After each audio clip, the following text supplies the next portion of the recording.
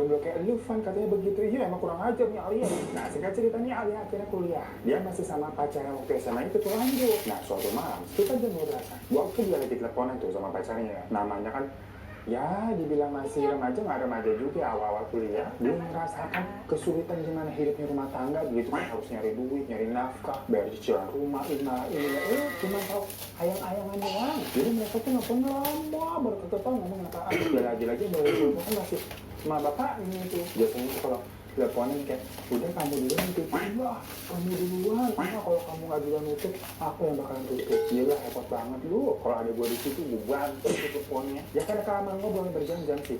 Ali aus. Nah, pas dia mau ngambil minum ke dapur, dari kamar Mbak Rina tuh terdengar ada suara desahan-desahan gitu kan. Kayak kalau bisa dipraktekin juga ya, udah suara kita ini hilang muncul gitu kan, belum berpulih. Ya ada kalian juga jijik denger gue kayak kucing kejepit ya. Nah ketuk itu si Ali mikir, ngapain lagi kok ada suara begituan? Ya kan kepo, itu aja dari lubang ventilasi yang biasa ada di pintu tuh, di atas pintu. Jadi niat nih, manjat pakai bangku gitu kan buat ngintip. Dan ternyata si Marina sedang membadu kasih sama bapaknya Alia, guys. Nah waktu pas itu juga ya, Alia bilang hatinya hancur banget katanya begitu. Kaki lemas, bingung juga harus gimana. Dia nggak habis pikir kelakuan bapaknya tuh bisa begitu. Ini ibunya padahal lagi sakit nggak baik-baik aja. Tapi kok bapak malah selingkuh sama perawat ibu lagi Marina. Sambil nangis Alia buru-buru ke kamar. Dia sampai nggak ada kekuatan buat apa ngelabrak bapaknya atau gimana ya. Bingung dia harus apa tuh. Buat cerita ke ibu juga nggak mungkin. Takutnya nanti kondisinya ibu malah lebih drop. Mau cerita ke adiknya Lea itu juga nggak mungkin. Adiknya masih kecil, baru masuk kelas 1 SMP. Jadi kayaknya belum layak diceritakan hal seperti itu. Dan kalau mau negor bapaknya atau ngelabrak si Maria ya tadi tuh nggak ngerti gimana caranya. Karena Alia ini tipe-tipe anak yang apa ya, yang pendiam, menyimpan semuanya sendiri, nggak suka konfrontasi. Jadi di malam itu Alia ini mengalami apa ya? Pergolakan batin, guys. Hidupnya yang terasa tadinya adem ayem, habis teleponan sama ayang-ayangan tuh, tahu-tahu mendapati sebuah kenyataan yang beberapa hancur. Ya udah besoknya pun dia tuh berakting seolah-olah tuh dia nggak tahu apa-apaan. Jadi ya bener dia tuh memilih untuk memendam rahasia yang saksikan semalam. Semuanya dia keep sendiri. Ibu sama adiknya ini jangan sampai tahu. Tapi ternyata di malam-malam berikutnya, Alia selalu mendapati tuh bapaknya diam-diam dilihat yang masuk ke kamar Marina. Hampir setiap malam bingung banget tuh bapaknya tuh. Dan makin lama ngeliat gelagat mereka kayak makin kayak terang-terang gitu, nggak ngumpet-ngumpet. Ya karena mungkin si Alia udah tahu ya. Jadi pas perhatiin tuh mereka berdua kayak ngasih gestur-gestur macam orang lagi kasmaran gimana sih? Ya Alia kayak enak, kayak merasa geram gitu melihatnya. Dan karena dia nggak bisa ngadu ke siapa-siapa nih, akhirnya dia meluapkan semuanya tuh ke pacarnya. Sampai-sampai si Alia ini tuh mendadak jadi semacam apa ya, cewek rebel yang suka nginep gitu di luar, nggak pulang-pulang ke rumah karena dia muak gitu kalau di rumah ngeliat bapaknya sama Mbak Rina, nggak mau.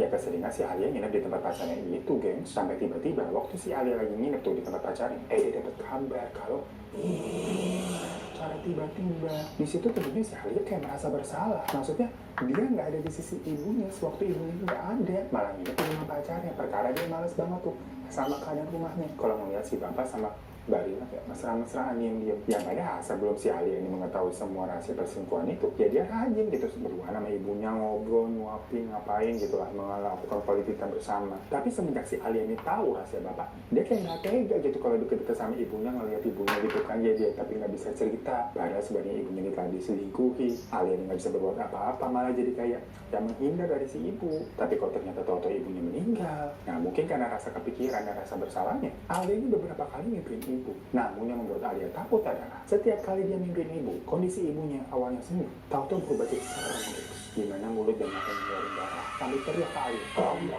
ibu. Nah dari itu si Alia kalau bangun kayak mikir ya, kok bisa dimimpiin sosok ibunya kayak begitu ya?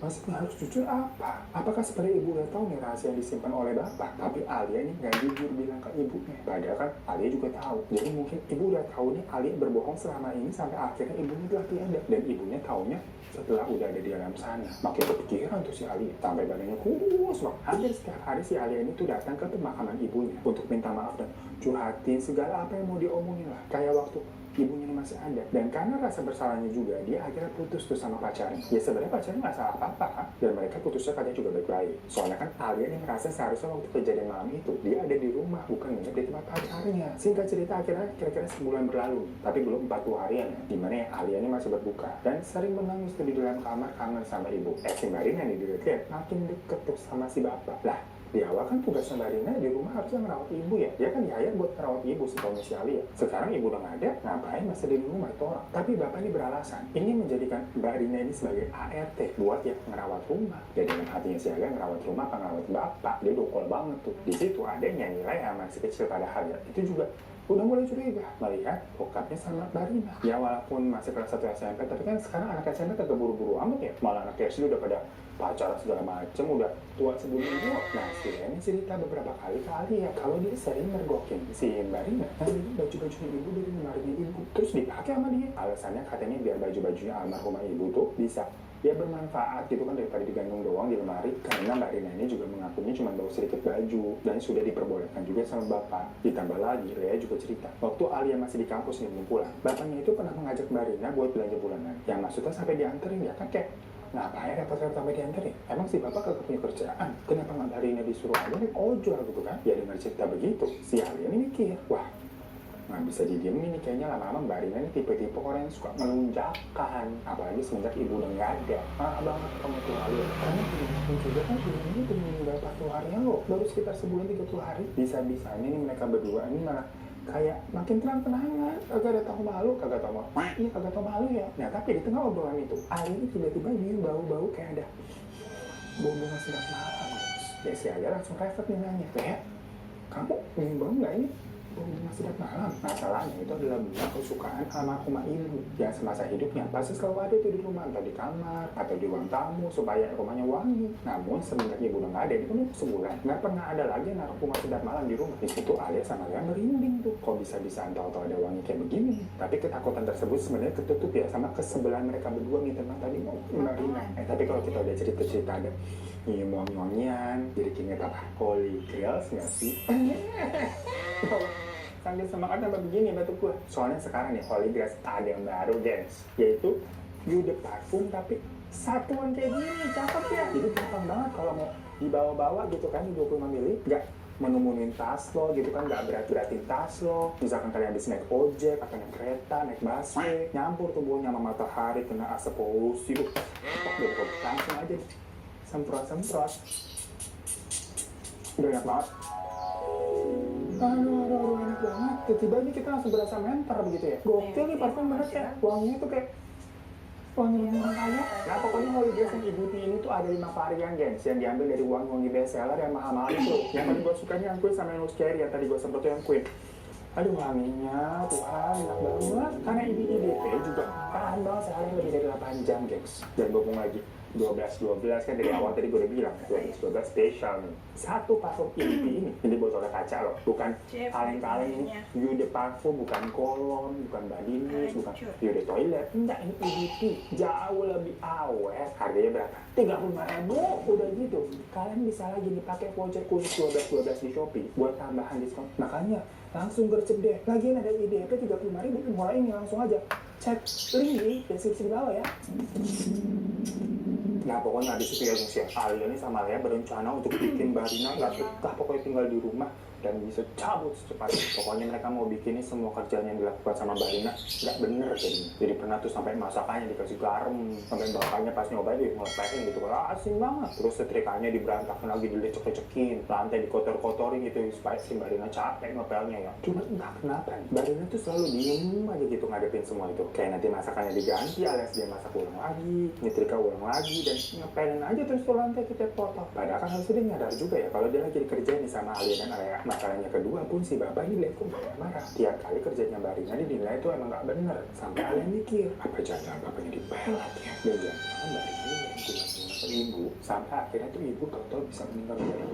Karena ya walaupun keadaan ibunya sakit, tapi sebelum malam itu tuh kondisi ibunya kayak baik-baik aja kok kelihatannya. Bukan yang kayak lagi kritis gitu. Enggak, akhirnya Alia mencoba mencari tahu mengenai siapa nih Mbak Rina nih sebenarnya. Dia kontak-kontakan sama adik itu di rumah. Jadi waktu itu ya Alia pura-puranya perginya ke kampus. Terus pas dibilangin sama adiknya, si bapak sama Mbak Rina udah keluar dari rumah. Kayaknya pergi ke supermarket gitu ya. Udah Alia buru-buru pulang dan masuk ke dalam kamarnya Mbak Rina. Dia geledah tuh kamarnya Mbak Rina kan, udah laci bukain, malu semuanya. Tapi tahu-tahu Mbak Rina masuk kamar, jadi tau pulang lagi tuh bapak Mbak Rinanya, nggak ngerti kenapa. Ya kepergok itu si Alia, ditanya kan kamu ngapain? Alia gelagapan ya, nggak tahu dia mau jawab apa ya, nggak tahu. Tahu-tahu Mbak Rina pulang, dan mungkin karena terdesak, akhirnya si Alia bilang kalau dia tahu perselingkuhan antara Mbak Rina sama bapak. Dan Alia juga langsung nuduh Mbak Rina ini menggunakan pelet ke bapak, terus guna-guna ibu sama ninja. Dengar begitu Mbak Rina marah dan langsung mengusir Alia keluar dari kamarnya. Ya Alia Oke, kita mau goreng nangka. Ini bahan-bahannya sama seperti kita goreng pisang. Tepung terigu, sedikit tepung beras, garam sedikit, gula putih, baking powder, sama aku kasih vanili. Oke. Ini pertama kalinya aku goreng nangka, karena sebelumnya suka goreng tapi pisang nangka, bukan nangkanya. Baiklah, sekarang kita goreng nangkanya karena lihat teman bikin goreng nangka rasanya enak. Oke, kita coba. Mari kita coba. Terima kasih.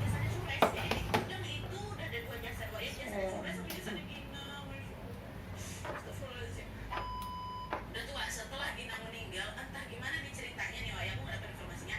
Eri ini adanya tiba-tiba tahu kalau Oki juga sudah menghilangkan nyawanya Gina. Jadi masih kenal juga sama Gina secara mantan pacar abangnya ya kan. Dan hal itu pula yang membuat Oki ini was-was, jadi nggak nyaman dia, Wak, karena adanya tahu dia juga sudah menghilangkan nyawanya si Gina. Tapi kan waktu itu si Eri nggak terlibat nih, dia terlibat yang pertama aja kan. Nah, terus sekitar 1 bulan kemudian sejak kematiannya Gina, Wak, pada bulan Desember tahun 1992, Oki ini datanglah ke apartemennya si Eri yang terletak di kawasan Santa Monica. Mereka nggak sama-sama tinggal gitu, Wak. Mereka nggak sama-sama tinggal, mereka nggak tinggal sama-sama. Coba deh, di sana mereka saling ngobrol dan sambil bilang mau. Hingga akhirnya obrolan mereka di hari itu mengarah ke pembahasan tentang bisnis laundry sama bisnis real estate yang pernah dijalankan oleh Oki sebelumnya. Di situ Eri ini nanya, gimana bisnismu, Bang? Mau diapakan lagi nih setelah ini? Kata siapa? Kata si Eri kan. Oki jawab, kalau misalnya dipikir-pikir sebenarnya bisnis itu tuh masih bisa sih aku lanjutin sendiri deh, katanya. Yakin kau? Kok aku ragu? Kayaknya masih terjadi misteri. Pihak keluarga terus berusaha mencari mereka bertiga, tapi sayangnya usaha itu selalu menemui kebuntuan. Nah, karena di saat yang bersamaan Oki disuruh hilang, uang sewa gudang pengadaan mudah lah itu. Nah, sesuai dengan aturan yang berlaku di sana, Wak, mau si penyewa itu besar yang terletak di dan itu jangan mudah berbaunya. Nonton ini mau Oki sempat membuat kesaksiannya. Hingga akhirnya pada tahun 2021 Udah pasti dong yang suka nangka ini rasanya enak.